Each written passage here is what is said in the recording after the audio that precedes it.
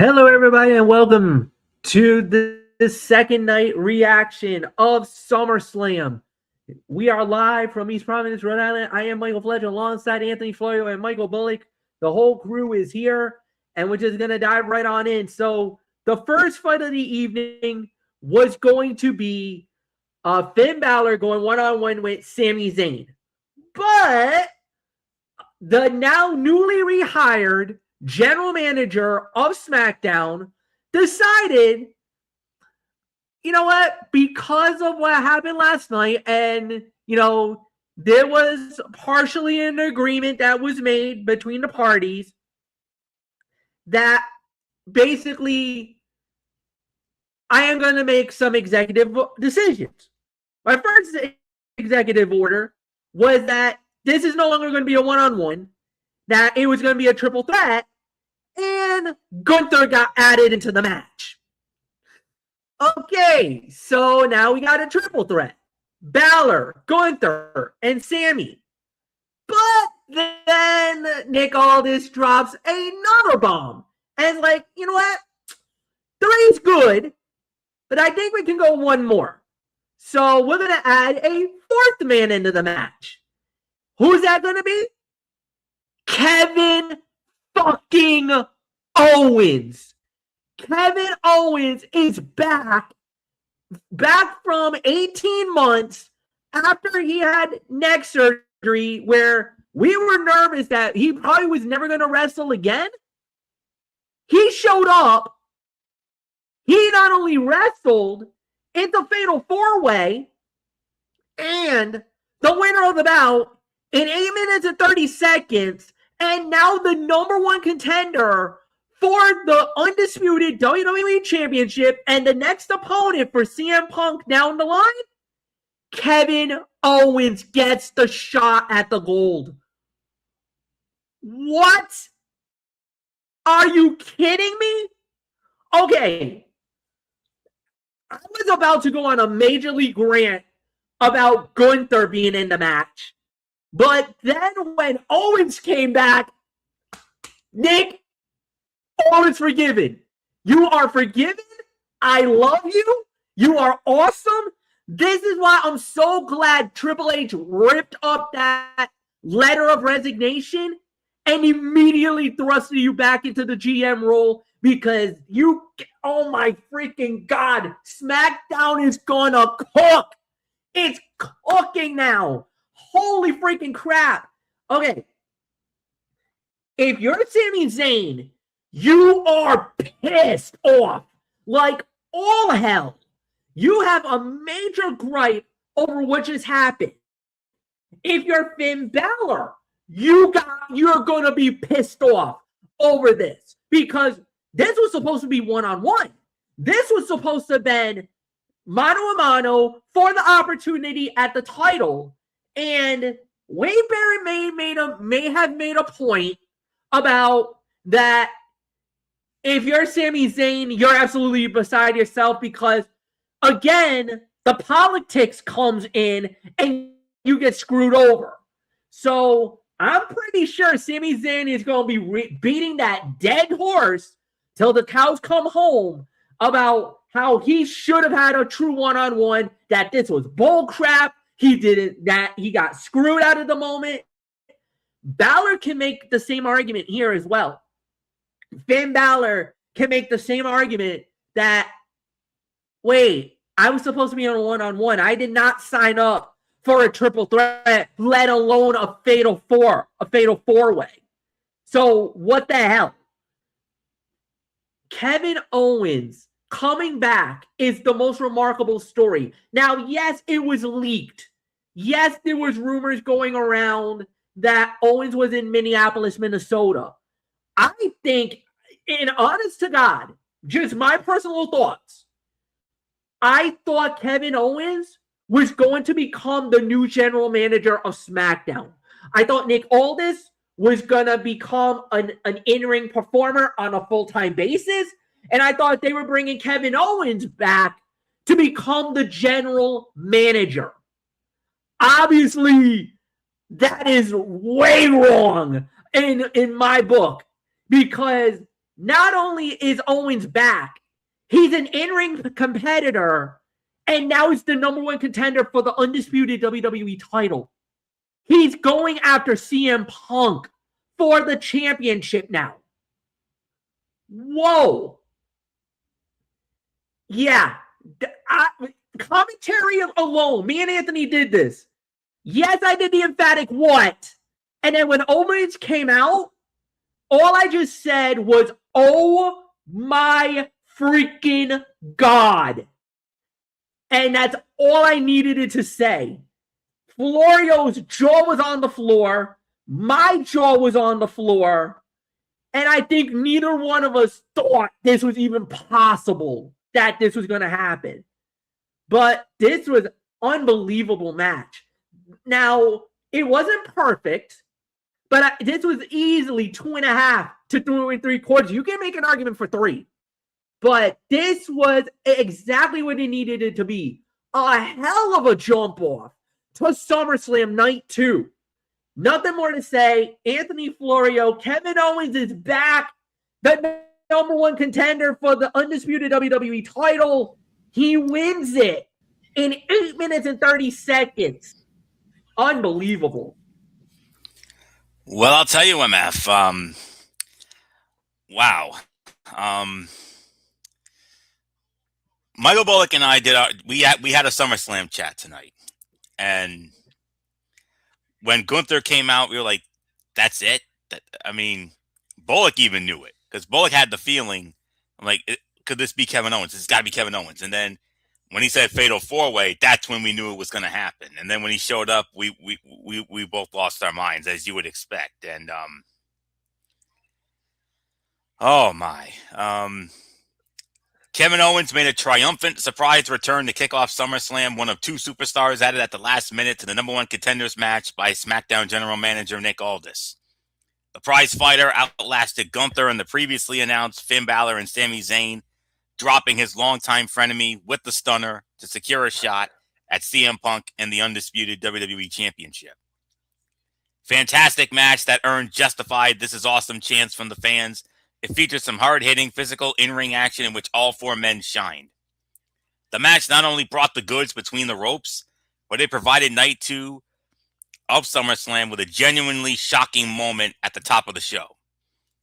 Furthermore, it sets up a fresh match between Kevin Owens and CM Punk, 2 men with a rich history of dislike, but who have yet to battle each other in a high-profile matchup of any kind in the WWE ring. That is a marquee matchup that will appeal to hardcore wrestling fans between 2 of the best talkers in the business.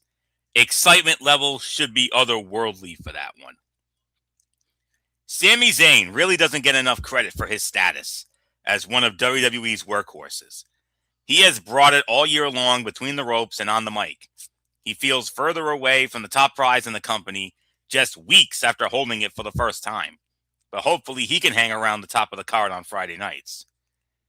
Kevin Owens looks like he has barely missed any time.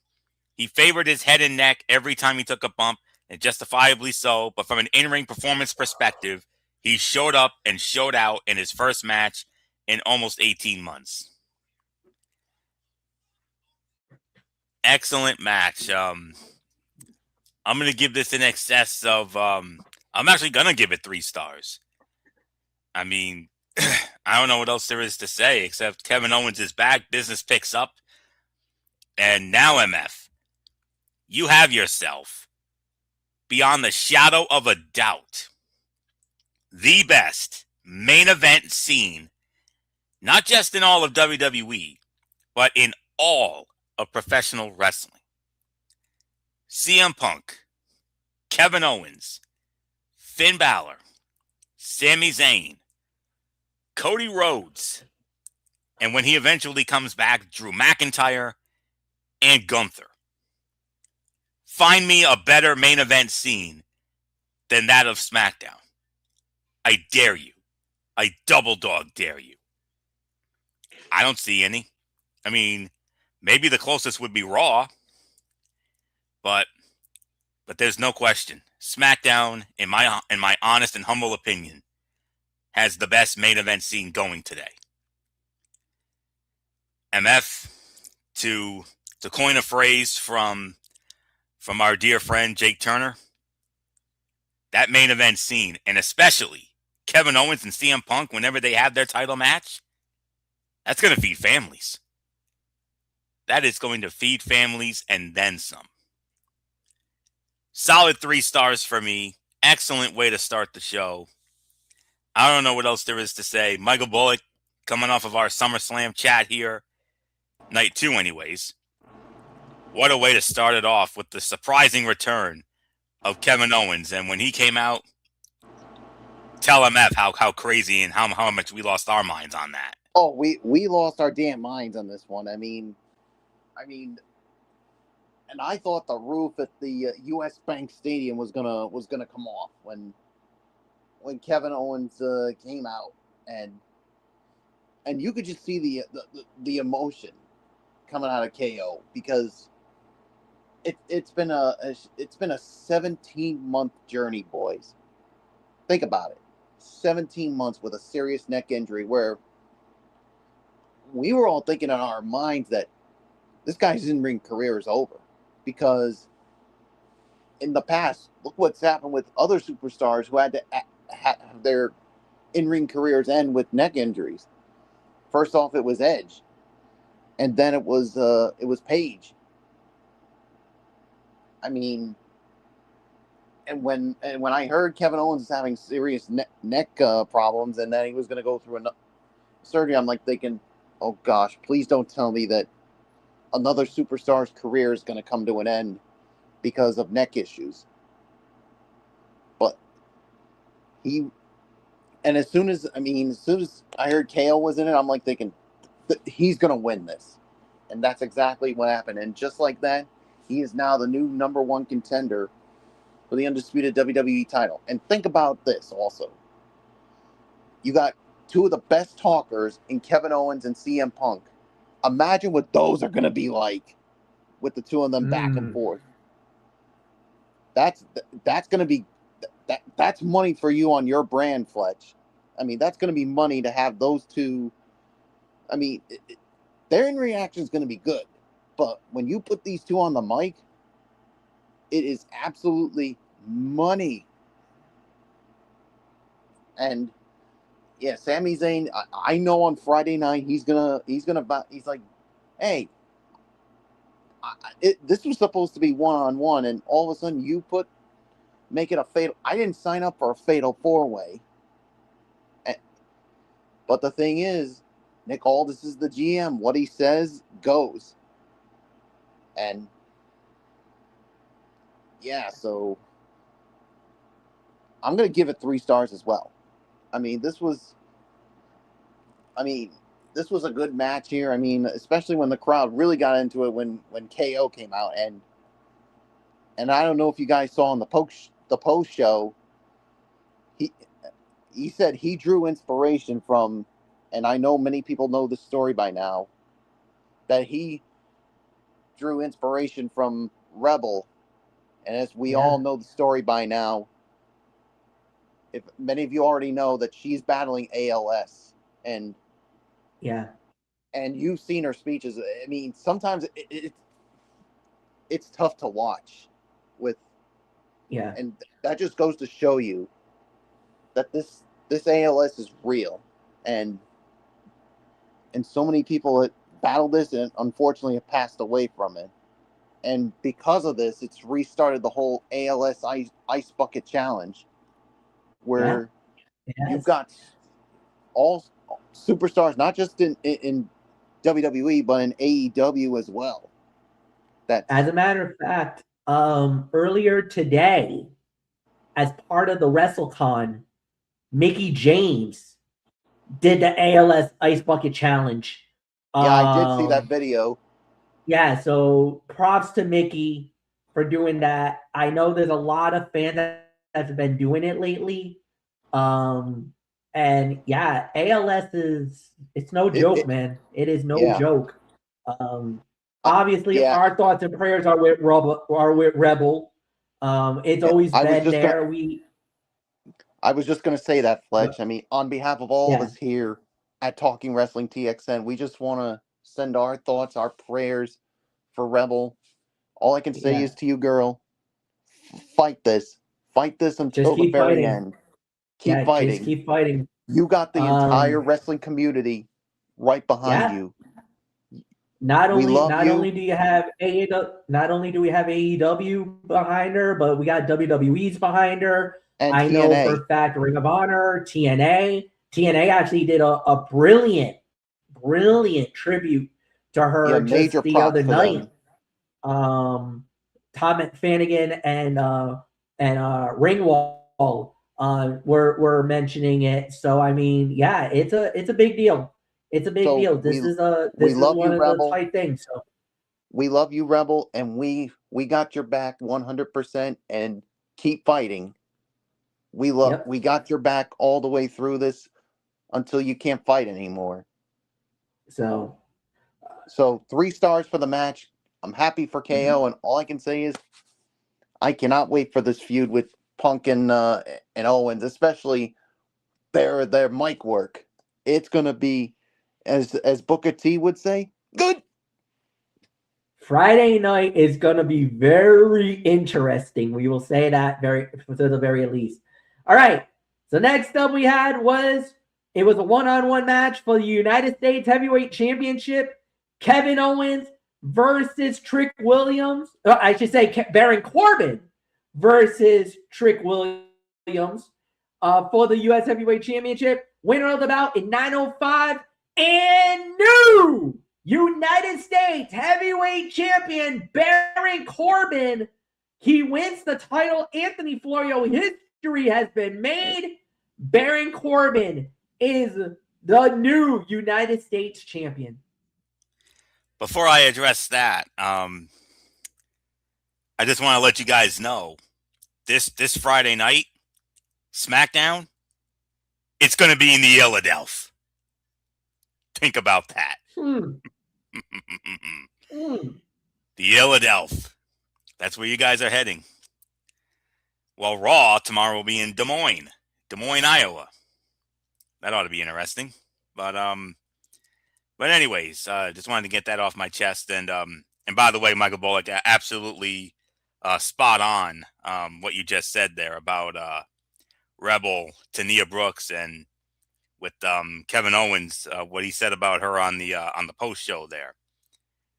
Very well said indeed, and I echo those sentiments as well. So, okay, as far as this is concerned, little surprised with this outcome. I mean, we all thought that Bullock and I thought that Trick was going to retain here, but no. I mean, Baron Corbin, here's a guy who was let go, some time ago, made a surprise return. I mean, even though he was linked to being to working with Danhausen, thank God that didn't escalate. But now he's the United States Heavyweight Champion, and welcome back, Baron Corbin, whether you like the guy or you don't. And it was Little Yachty. Little Yachty proved to be Trick's downfall, as Corbin capitalized on a distraction from Yachty's bump through a table at ringside. MF yelling out, "Oh no!" on the commentary there, and then end of days, and then that was it. The victory netted Corbin his first U.S. title since the tail end, since December of 2017, and set his opponent up to chase him for the title moving forward. Perfectly acceptable wrestling match between two guys who have not worked a one-on-one match since 2023. Still, they recovered from a bumpy start nicely and had the fans hanging on the near falls, culminating with the Yachty bump and tainted win.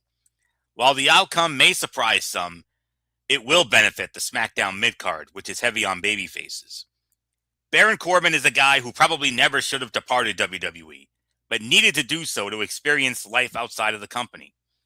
He still looks great, moves as fluid as ever for someone his size, and looks the part. And, excuse me. And looks the part of a legitimate champion. He is the perfect heel for the likes of Trick Williams, Carmelo Hayes, Ilya Dragunov, and even Ricky Saints and others to chase on Fridays. Does this potentially set up Trick Williams to split from Lil Yachty? as fun as the rapper has been in his role, I believe it might be the next step for Trick on his way to the main event scene. I think you should do away with Yachty, and because he didn't need Yachty to get him over. Trick was already over even before Yachty. Going back to his NXT days, Trick is already over on his own. He never needed Yachty, if I'm going to be honest with you. He never needed him. Hopefully this will be it for Yachty, and then Trick can get back to getting over on his own. The fans love him to death anyway. The whoop that Trick chant. Another one of the highlights of when we went to SmackDown a couple months ago.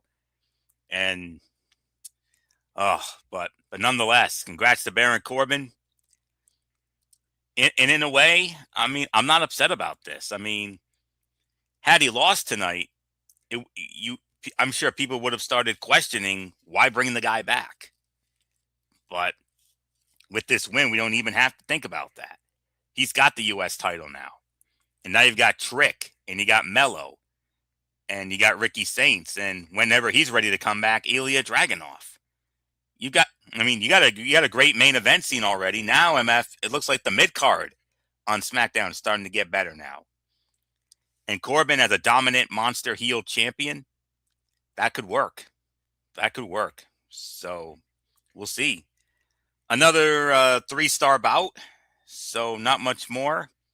Michael Bullock, the Lone Wolf, formerly the Lone Wolf. Baron Corbin, once again, the United States Heavyweight Champion. First time since near the end of 2017 when he won it at that TLC event in Boston.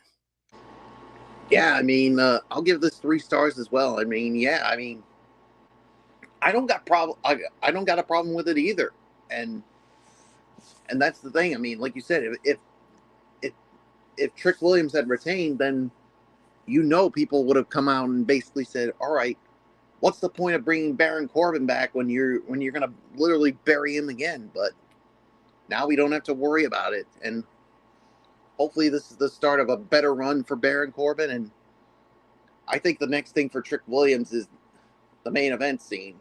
It's not a matter of if, it's the matter of when. And maybe this is the start of ending the relationship with Lil Yachty. And maybe this is where it lead to bigger and better things for Trick Williams. So I really have nothing more to say. It's yours, Fletch. 3 stars is the correct rating for the bout. I thought it was a fine match.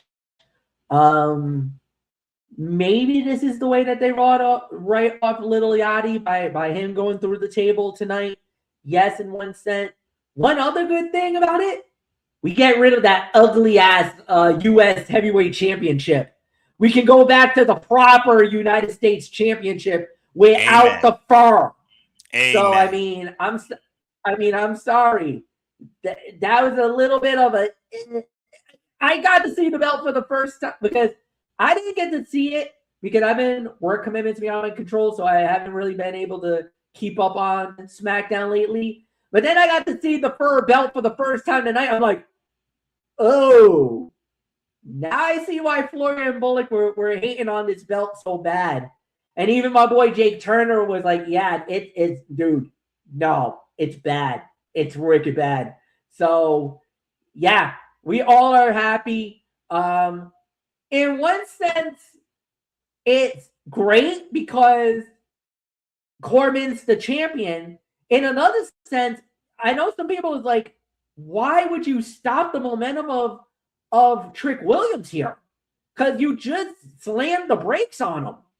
Well, I don't know if that's really a slamming of the brakes. I mean, it's unfortunate, but I think he's better chasing the belt than holding the belt. I think we can do that. Because even that whoop that Trick, you notice the chanting is starting to die down a little bit. It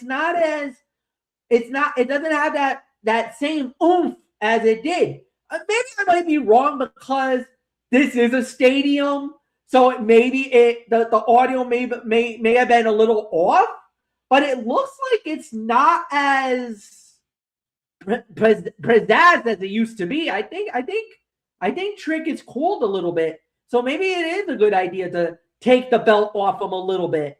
to try to have them chase a little bit. I don't know. We'll wait and see. All right, let's move on. Next match. This is the ladder match for the interim WWE Women's Championship. 5 women in the match. Charlotte Flair, Jade Cargill, Chelsea Green, Lash Legend, Tiffany Stratton, winner of the bout in 13:05, and in the interim WWE Women's Champion, Chelsea Green. Michael Bullock, it is all yours. Chelsea wins it in 13:05.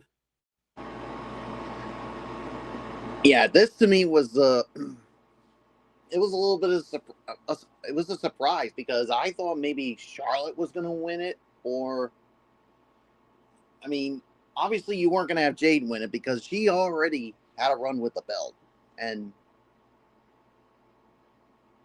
I'm like thinking, who knows? I mean, maybe Charlotte, because maybe she's so over now. Maybe she. And I don't know if you noticed tonight. I mean, the gear that Charlotte weared. I mean, it was in tribute to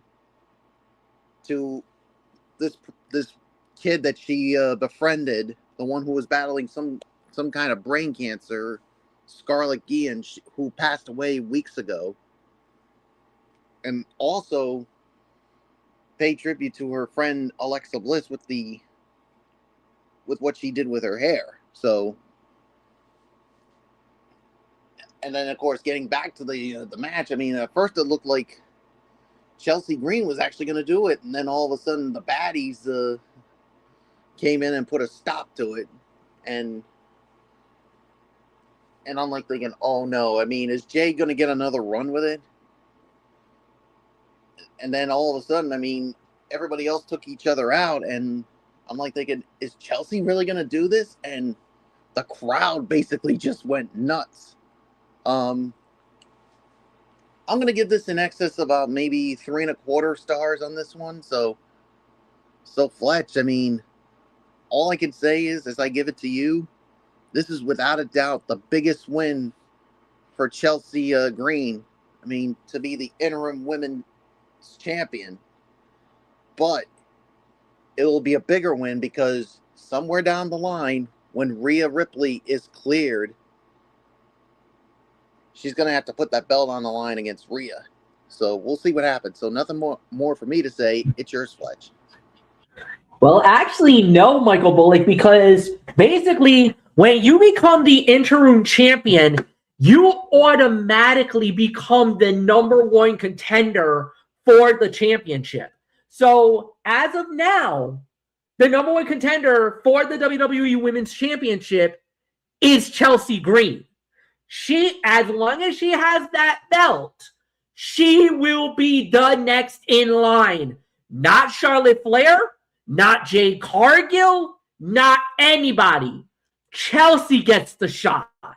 Chelsea gets the moment. Not anyone else. Until they get their hands on the interim title.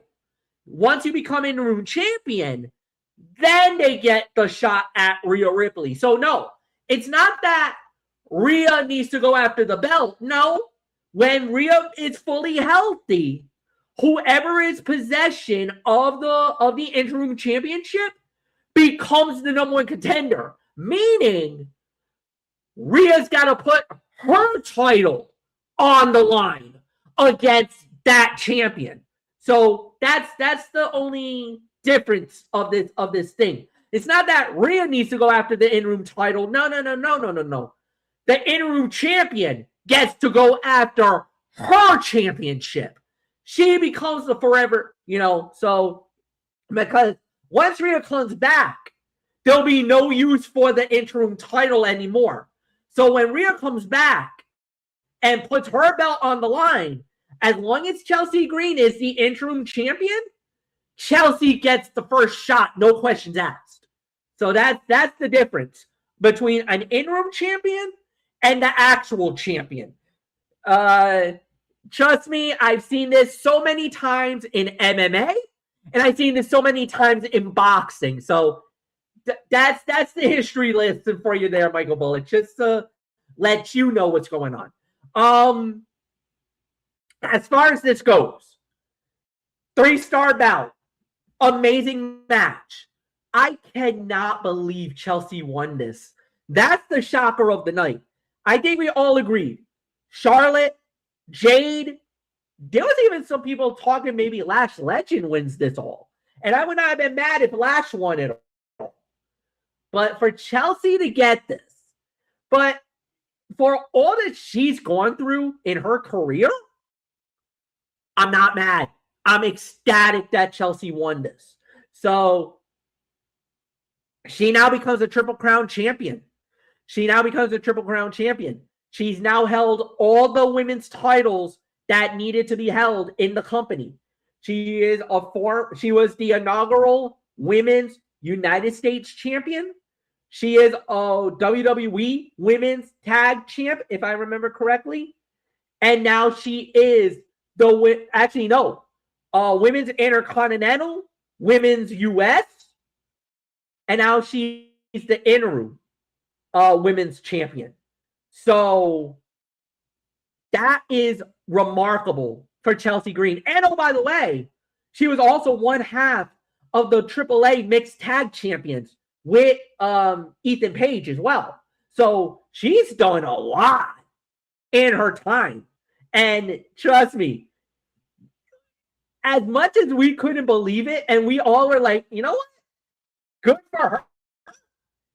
I think this was the mark out moment of the night because my God, did that place go when Chelsea got that belt.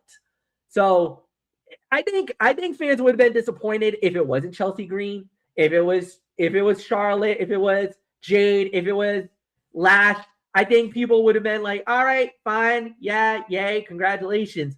But the minute Chelsea won it all, woo-wee, the place went nuts. And it was the biggest pop of the night. To me, that was the biggest pop from the fans in Minnesota. They were celebrating like the Vikings had just won the Super Bowl, man. It was the Minnesota Miracle 2.0 to these fans in Minnesota. Yeah, there's really nothing more to say. 3 stars, 3 to 3.25. Anthony, it's yours. Chelsea Green, the interim WWE Women's Champion.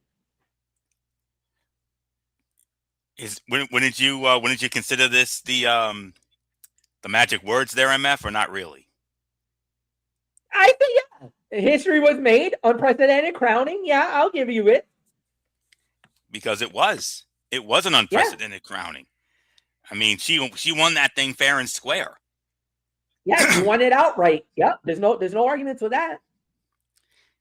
Yeah, I mean, the first time she was going up, when Bullock and I saw Meechin and BFAB, we're like, oh no. I'm like, uh-oh. I'm like, that might have been Chelsea's best chance to win this thing. And then she was hung out to dry, and it came down to Charlotte and Jade. We're thinking, yep, it's going to be one of these two. And I'll be honest, I had Charlotte Flair winning this match. I really did. I thought Charlotte was due because it's been quite a few years since she's last held a major women's world championship. But unpredictability, that was the order of the day. And what a moment for Chelsea Green, the biggest win of her career as of right now. But it could lead to an even bigger win when and if she ends up having the showdown with Rhea Ripley. And this goes back to the 4th season of WWE Unreal on Netflix. Well, the upcoming 4th season. Just got an incredible storyline as Chelsea Green, the breakout star of Unreal and beloved underdog of the SmackDown Women's Division, outlasted Charlotte Flair, Lash Legend, Jade Cargill, and Tiffany Stratton to win the interim WWE Women's Championship. The Hot Mess looked to have the title won earlier in the bout, but Cargill's baddies, Meechin and BFAB, interfered on behalf of Jade and left her hanging out to dry in the rungs of the ladder. And then Cargill dumped Stratton and Lash off of one ladder and then joined Charlotte on another. They fought hard and furiously, tipping their own over, sending them out of the ring. Chelsea sat up, scaled the ladder, retrieved the belt, paying off a long and arduous journey. It remains to be seen where this goes from here, but this was absolutely a fan service outcome. and one that Chelsea Green earned through hard work, willingness to do what is asked of her, and the ability to get anything over. One of the feel-good outcomes of the show. The match itself was fine, and while it did not reinvent the wheel, there were enough big bumps and crowd-pleasing spots to keep the audience invested in the eventual outcome. What a great moment to top it off. The Cargill Legend stare down was visually impressive. If Legend can get that all-important push and build a connection with the audience, a match between her and Jade down the line is a huge moneymaker. Charlotte and Tiffany always beat the hell out of each other, and they did not disappoint here, absolutely unloading with forearms and hard right hands. The double-handed choke slam from Lash to Tiffany from the top rope and onto a ladder was a fantastic spot and sounded like it hurt bunches. The crowd reaction for Chelsea and her teased win late in the bout was enormous and reflective of their connection to Chelsea, and special moment indeed. Congratulations, Chelsea Green. Biggest win of her career. And oh man, yeah, that place popped, and Bullock and I couldn't believe it when we were doing our SummerSlam chat. We couldn't believe that. So wow, what a moment.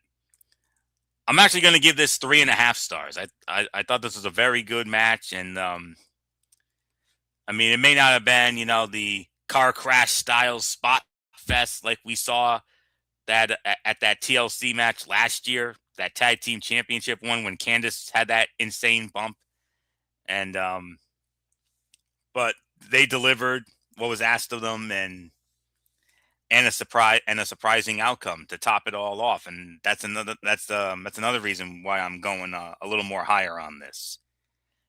3.25 to 3.5. That's definitely the correct rating for this. So big win for Chelsea. I can't wait to see what the women's division looks like with her holding it until Rhea's ready to come back. And can Chelsea do it again? I'll say it like this: if Chelsea can somehow beat Rhea Ripley and become the outright undisputed WWE Women's Champion, that will actually top this here tonight. That would be the biggest win of her career. To win the outright title and beat someone the caliber of a Rhea Ripley, who is the face and the most over woman in the entire women's division combined. Need I say more? 3.25, 3.5. MF, after a moment like that, I believe a cool down match is in order here. And I think this was the perfect cool down match coming up as we give it to you. All right. Yes, indeed. The cool down match that Anthony is alluding to, it was human monies on a pod. It was Danhausen versus Dominic Mysterio. And yes, Danhausen winning the match in 6 minutes and 50 seconds. This was exactly what we expected it to be. It was a little bit of comedy throughout the match.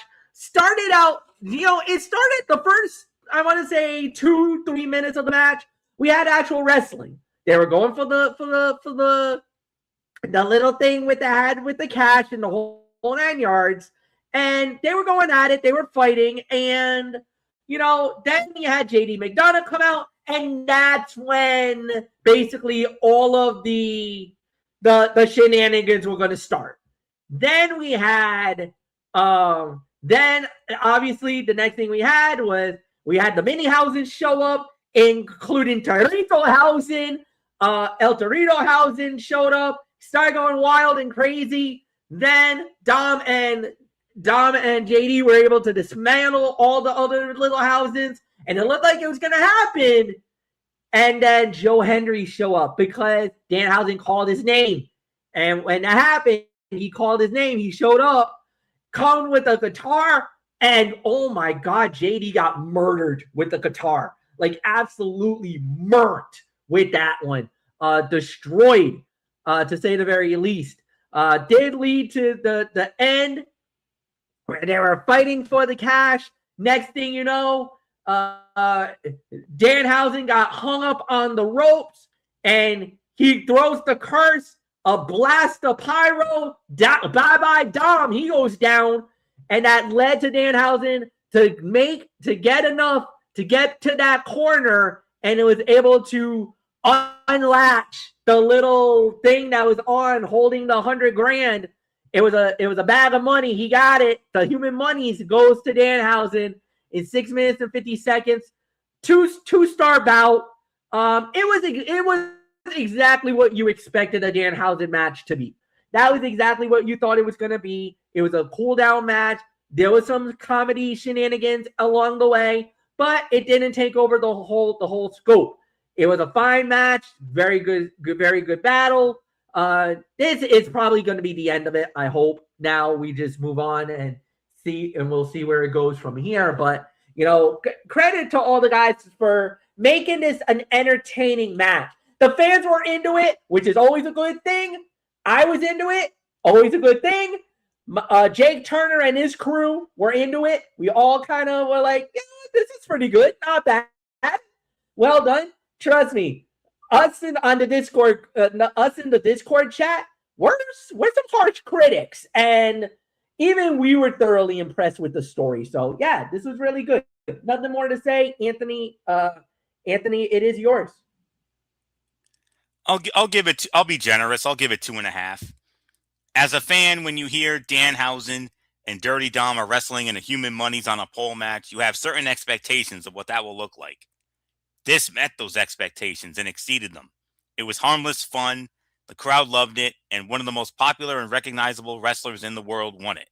You cannot ask for more than that out of a gimmick match such as this.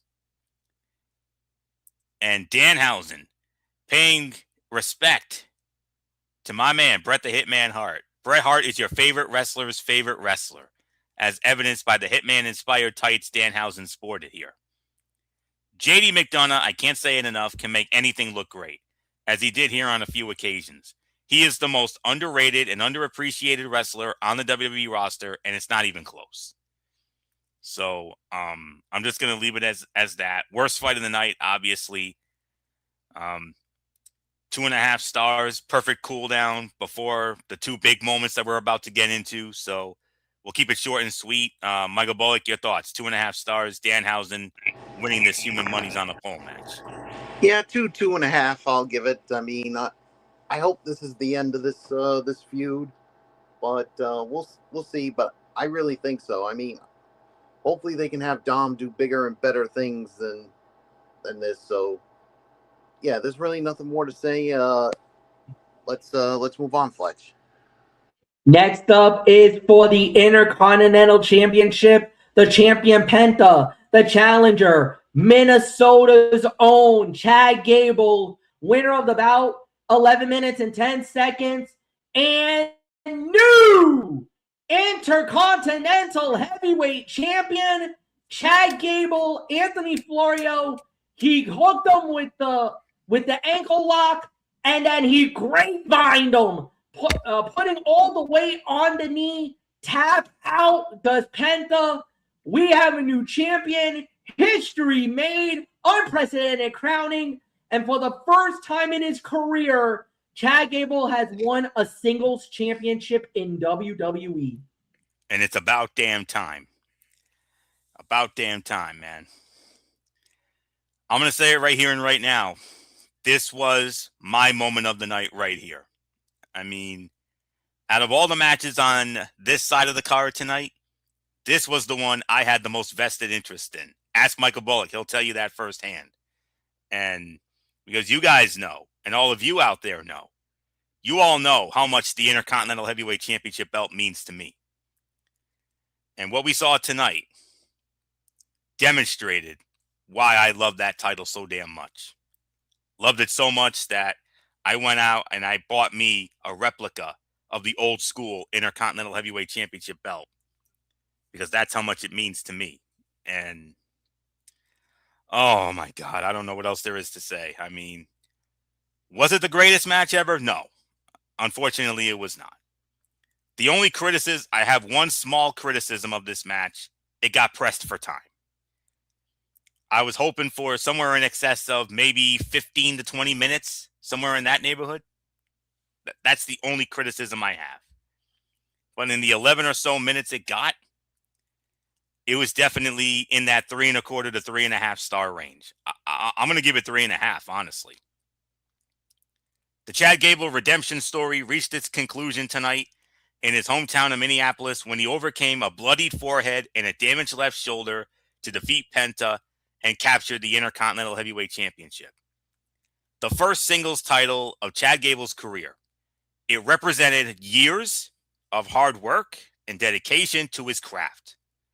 From American Alpha with Jason Jordan to that ridiculous Shorty G character, Alpha Academy to American Made, El Grande Americano, and back. He entered tonight's show having accomplished anything and everything except holding a singles title. His victory in front of his family and friends in the town where he grew up and still resides made for an emotional and satisfying culmination of his journey. That it came against Penta, who has been as dominant a champion as any this past year, only enhanced the moment. The match may not have lived up to lofty expectations, but it was still a strong effort from two of the best workers on the roster, ending with Chad Gable tapping out Penta with the ankle lock and grapevining it a la Kurt Angle, and that was that. How Triple H and the creative team follow up on this enormous moment for Gable will determine if his run is a success. There is plenty of talent on Raw to work with, including maybe a rematch with Penta. But outside of that, including the likes of, in no particular order, Ethan Page, Rusev, Javon Evans, Dragon Lee, JD McDonough, Dominic Mysterio, and even the Hall of Famer, Rey Mysterio. This was a match that suffered from the babyface versus babyface format and that the crowd loved both men and did not want to boo Penta, which hurt Gable's resilient underdog battle from underneath to win the title. The post-match promo with Gable's family joining him in the ring was a great touch and heightened the emotion of the moment. Bullock and I, we definitely got a little choked up during our chat there. And I'm sure MF, I'm sure you and Jake and everybody on the Discord, I'm sure you guys may have even had a lump in your throat at that particular moment. I wouldn't be surprised if you guys did. So, you thought SmackDown had a good mid-card? Our mid-card on Raw. Ooh. Hopefully we'll get something out of that tomorrow night in Des Moines for sure. 3.5 stars is my rating for this. Absolutely 100% correct outcome. Any outcome other than this, us as fans and the fans in Minnesota definitely would have crapped on it. No doubt about it. There was even a young man holding up a sign in the crowd saying, if Gable loses, we riot. I'm glad it didn't come to that because God forbid if he had lost, oh yeah, there definitely would have been a riot. Yeah, the tiki torches and the pitchforks would have came out. And it would certainly not, it would probably be a PG riot. It would not be anything like the riots in ECW. MF could tell you stories upon days about the riots in ECW, the old ECW that is, but that's a story for another day. But nonetheless, it was not needed. So damn happy for Chad Gable. I mean, like I said, going back to American Alpha with Jason Jordan and how over they were in NXT with their legendary battles with the Revival and all that. That fed families back then. Absolutely it did. And then he mentioned all of this on the post show and the "you deserve a chance." You damn right he deserves it. He's busted his ass for so long. I mean, nearly 3 years. It was almost next month will be 3 years since that incredible match he had with Gunther on Labor Day night 2023 when he challenged Gunther and tried to end Gunther's bid to break the record of the Honky Tonk Man. Came up short on that night. Y'all remember that his young daughter crying, sobbing hysterically.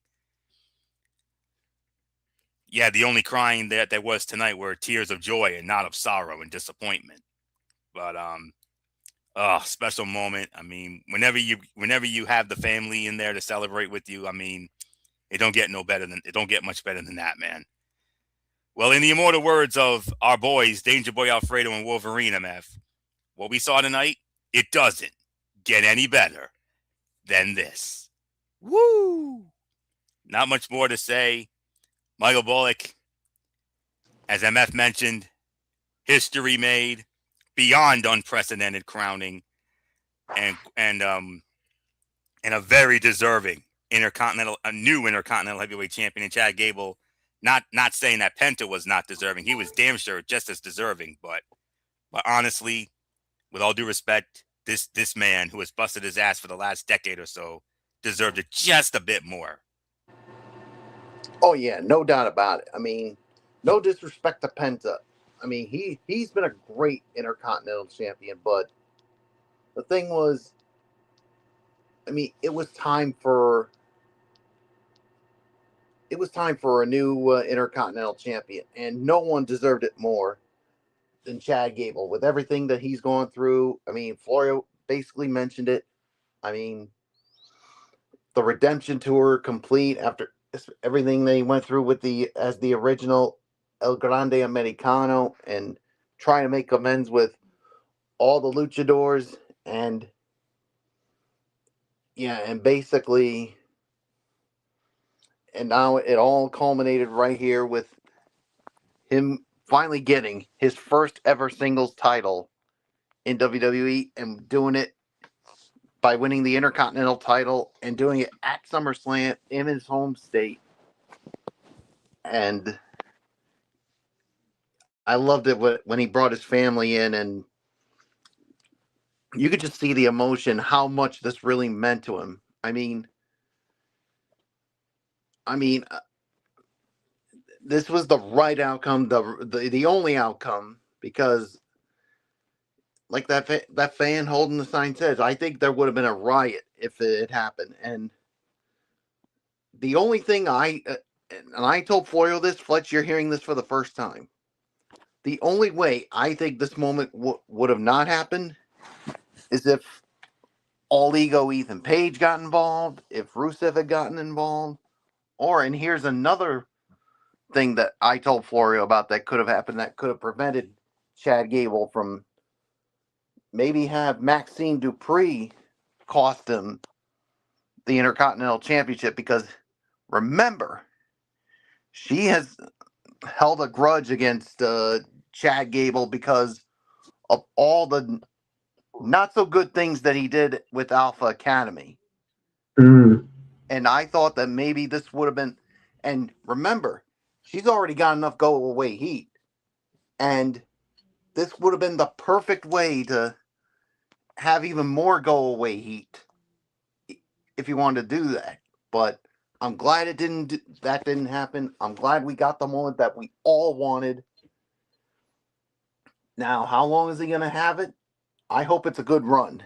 It doesn't have to be quite a long one, but all I can say is I'm just so happy for the guy. I mean, he's been through everything. Like I said, with NXT, with his partner Jason Jordan, with Bobby Roode. I mean, I could go through all the things, and now he finally has that first singles title. So 3.5 stars is my rating. It's yours, Fletch. And how about the post match with Penta, when Penta strapped Now him? that is class. All of Roddy Piper and all of what Roddy Piper did with Bret Hart at WrestleMania 8 in that awesome match. So, Yeah. and That as I said, the Bullock, personified there, folks. And as I said, it's a Bullock during our chat. MF, I know you'll agree. Our respect for Penta definitely went up tenfold. Well done, amigo. Yeah, well, Penta's always been that honor. He's always been about tradition and honor. So I wasn't surprised that he would put the belt around Chad Gable when he won the championship. He won it fair and square. He made Penta tap out. You know, there was no shenanigans, no interesting thing. I will say this though. During the apology tour, or as you would talk about as Penta, or I would say Chad Gable trying to make amends for all the stuff. Recently, he had an interview with WWE in Spanish. He met Andrea Bagnani again. And if everybody knows, Andrea is dating now the El Grande Americano. And if you remember, there wasn't much love between them two because of all the stuff that happened. As a matter of fact, Chad Gable was the reason why Andrea had to step away from AAA because it was part of the clause of the Mask versus Mask. She was fired by Chad Gable in order for this match to happen. So after the match, she did get reinstated by Rey Mysterio. That did actually happen not too long ago. And they had that interview and he apologized to her. And she even admitted, she's like, look, it's going to take some time, but I appreciate it. You're doing the right thing now by, you're manning up. You're admitting your mistake. It's going to take some time for me to forgive you because you did a lot of bad things, not only to me, but to El Grande Americano. But this is the first good step. And she accepted the apology. So you have that. Go out of your way to watch that interview. It is very interesting, that interview. Because they also talk about everything that went down in Mexico. And not only that, but what led to him to do the El Grande Americano gimmick and everything else. And he actually talked about that it was Penta. That was the reason why Chad kind of went to that dark side at the first. So if you really think about it, for Chad Gable, this was a full circle moment. You beated the man that you felt like you were at the lowest point of your career. On top of that, you beat him fair and square, and you took away the Intercontinental Championship from him. And you could say the sleeper fight of the night. Excellent match. I say about 3.5, 3 3/4. I don't think there's much of an argument here. What Chad did was, without a doubt, the best moment of his career, biggest win of his career, and I love the fact that he did it in his own hometown. There's really nothing more to add. Main event of the night, Roman Reigns versus Seth Rollins for the World Heavyweight Championship. Winner of the bout in 33 minutes and 25 seconds, and still the heavyweight champion of the world, the OTC Roman Reigns. Michael Bullock, you lead off on the main event of SummerSlam Night 2. Fight of the night, and I will go as far as to say, Fletch, the fight of the overall SummerSlam 2-night event. I mean, this match was everything that was expected. I mean, it lived up to all the expectations, the hype leading up to it. I mean, it was the final chapter of the story between these two, and it all started because of the Shield. And I don't know if you saw, and you guys saw during the match. I mean, they all throughout the match that Dean Ambrose, aka John Moxley, was mentioned, and they even used some of his moves during the match. And I mean, it was just enjoyable. It was full of Shakespearean drama, and yeah, and Roman gets the win, and like I said, it marks the end of an era. It officially closes the book on the Shield, and you saw they did the fist bump one more time, and it officially ends an era. I mean, all stemming from when the Shield first came up to the betrayal by Seth Rollins with the steel chair to the back. And it all comes full circle right here. And yeah, I mean, I definitely enjoyed it. I mean, it was, to me, a 4.5 to 5 stars. I mean, it was just unbelievable. So Fletch, I mean, I give it to you, as it is officially the end of an era. It is officially the end of the Shield. It was a very good match. You could even say it was a great match. What I will say though is I'm going to say something that's probably going to bother a few fans. And I know you guys are not going to like what I'm about to say. I thought the first 20 minutes of the match was boring. I felt very uninterested. I felt it was too prosaic. I thought it was very blah. I will give you the final 10 minutes of the match was the best storytelling I've ever seen. And that is why I'm giving it 4 stars. Because I will openly admit, I thought the first 15 to 20 minutes of that match didn't do nothing for me.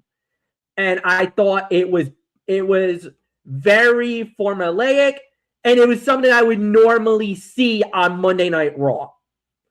I thought the final 10 to 15 minutes of this match is where it felt like a PLE main event. Like this was meant to be the main event of SummerSlam. And I thought they did an incredible job of riding it home. I thought that was absolutely the right way to do it, the right way to end it. And I got nothing bad to say at that point. At the end of the day, Roman Reigns winning the match was no big surprise. The right outcome. Yeah, so that's how I feel about it. It's 4 for me. Again, this is going to be an agree to disagree. I didn't like the first half of the fight, but the second half was absolutely phenomenal. Michael Bullock, you're right about everything you said towards the end of this match is exactly what it was. I was not a fan of the first part of the fight.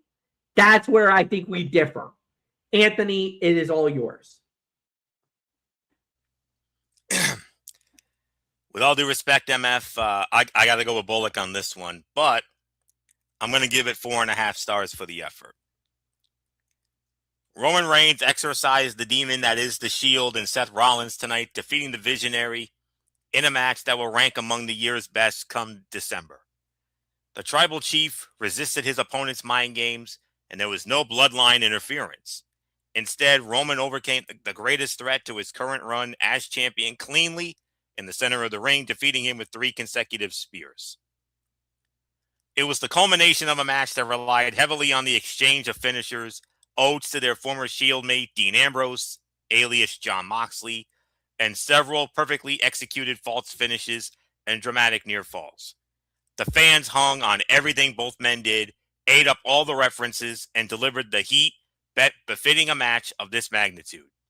Most memorable was what occurred after the bell, when Roman extended his fist and Seth, reluctant at first, joined him for the ceremonial Shield fist bump. On the mat below, the Shield mask, another ode to Ambrose, and the magic the trio created during its run. It was an era-ending battle, a perfectly executed main event, and a defining matchup in both men's careers. With Seth Rollins now out of the way, where might Roman Reigns head from here? It looks like LA Knight and or Solo Sikoa could each be on the horizon for the Tribal Chief following their win last night in that 6-man tag. Seth Rollins took a few big hard bumps that must have left his back wrecked by the end of the night. Nobody times the dramatic kickouts like Roman Reigns. He is the best in the business at it and one of the best of all time. And Seth Rollins bounced off the ropes and delivered a clothesline a la Ambrose. Reigns added dirty deeds as both men paid tribute to their Shield brother, who is now working as Jon Moxley in AEW. 4.5 stars, no question about it. This was the fight of the night. And now let's get to the overall review. This was a very good SummerSlam. I kind of feel like night 1 was better than night 2. I'll give this about 7.5 out of 10. I thought it was a fine show. I thought they did a really good job. I thought this was a very solid SummerSlam as a whole. I thought they did really good on both nights. So I thought this was solid for what it's worth. 7.5 for me. Anthony, go. Well, for me, if I'm going to be honest with you, I said last night's SummerSlam was what did I give it? A C plus, I believe. You gave it a C plus. You gave it about a 7 overall. Tonight, I'm going one grade better. I'm giving it a B plus tonight. First, my MVP, or should I say co-MVPs, Seth Rollins and Roman Reigns. Tonight's portion of SummerSlam was always going to live or die based on how the World Heavyweight Championship match performed. Thankfully, for WWE's sake, Seth Rollins and Roman Reigns, the company's two standard bearers for the last decade, delivered in a huge way. In a match that eclipsed all but possibly one bout in WWE this year, they delivered a masterpiece that both settled this chapter of their rivalry and quote-unquote closed the loop on the Shield.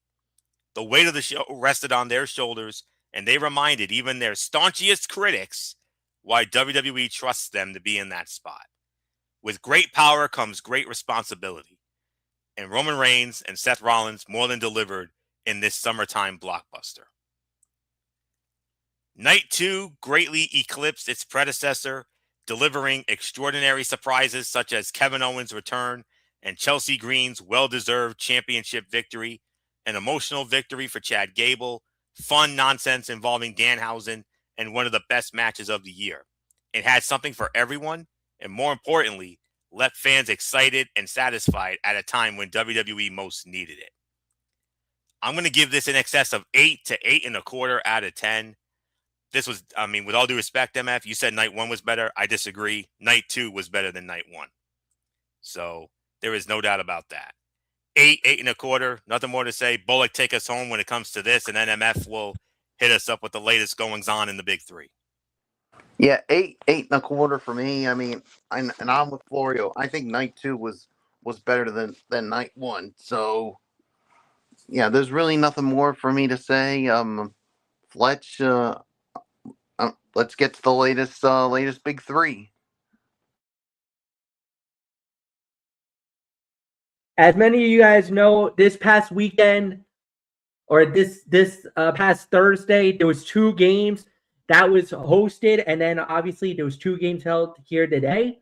So what we're gonna do is, Anthony, will you be ready? Because I was about to toss it, because since you were the one doing the commentary for the Friday games, I'm gonna allow you to do the recaps for the Friday games, and then I'll do the Sunday games. So, ladies and gentlemen, fair enough. Without further ado, to cover the Friday action of the big 3, let's toss it over to Anthony Florio. All right. Thank you very much, MF. Okay, here we go.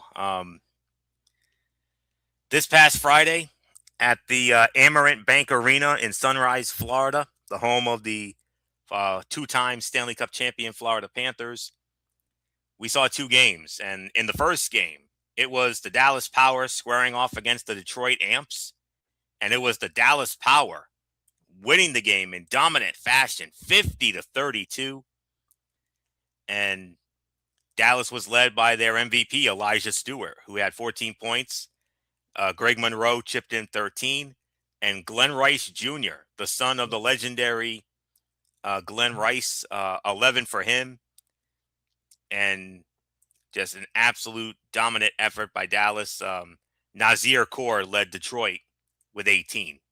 Detroit officially eliminated from playoff contention. They dropped to 1-6. Dallas clinching a playoff berth.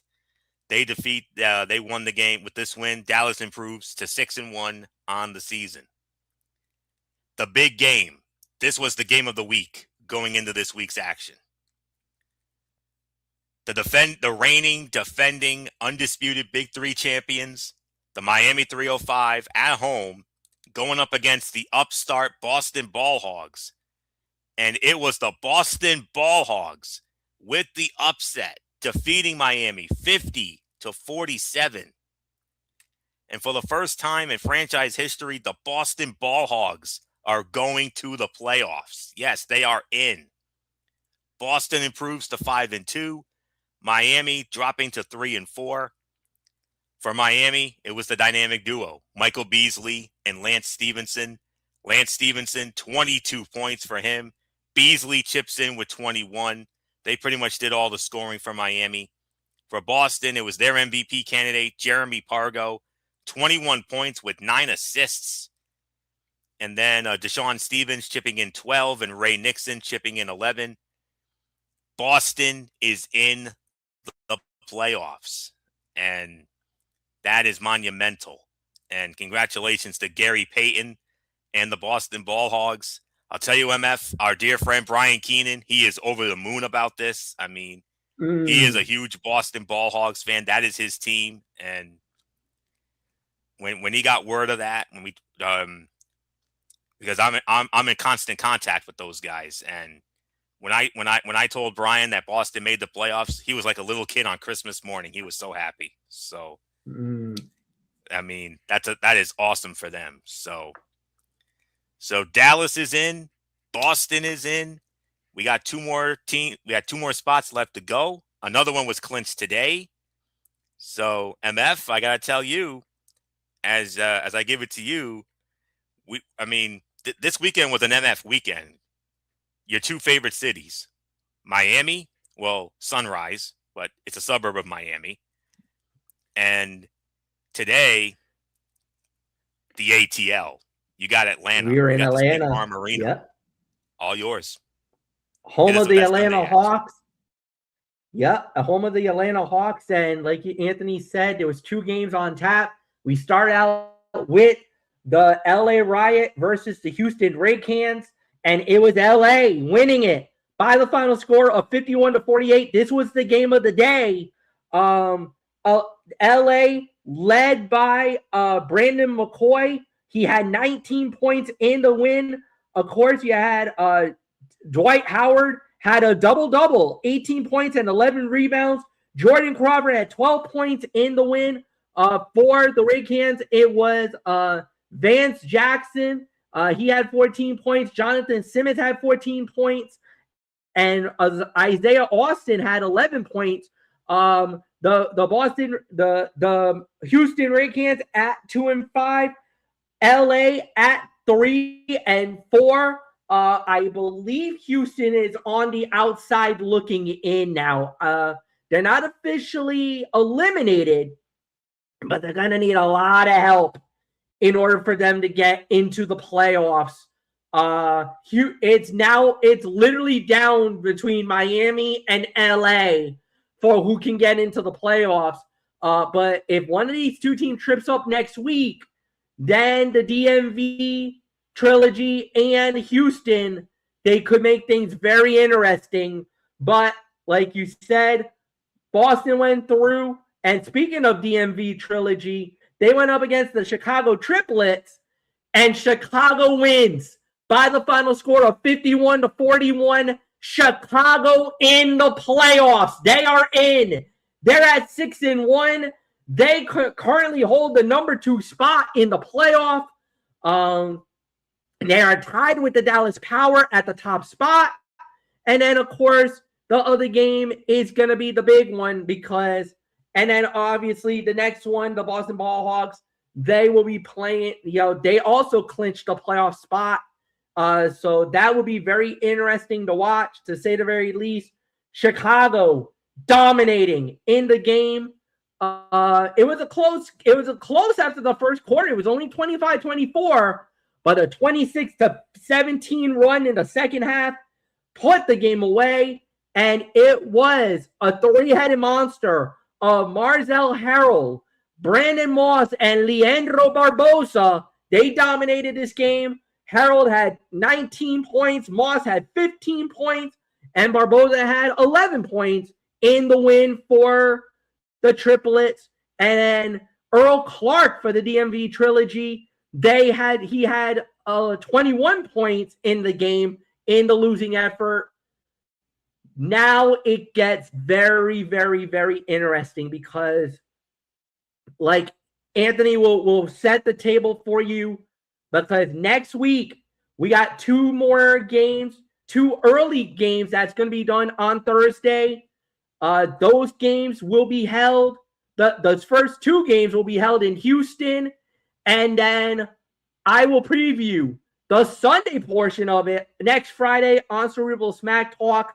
Oh, by the way, those games, TD Garden, Boston, Massachusetts. Oh, by the way, on Anthony Floyo's birthday on August 9th. Get ready. And boy, do I got the game of the year in Boston. Next week, the number 1 overall seed will be decided. And my God, what a game it's going to be. But I'll get into that next week. All right, guys, we're out of here. We're done for the night. As everybody knows, Tuesday night, Ridiculously Raw, hosted by Anthony Florio. Monday Night Raw, NXT and then actually on also a part of that, Anthony will set the table for the first 2 games of that Big 3 week because the Big 3 goes on Thursday. So we will preview 10:30, and we'll preview that around that time. And then obviously 10:30 for the Friday night show as well. So yeah. All right, guys, we're out of here. So for Anthony Floyer, for Michael Bullock, I am Michael Fletcher saying so long for now, and we'll see you all on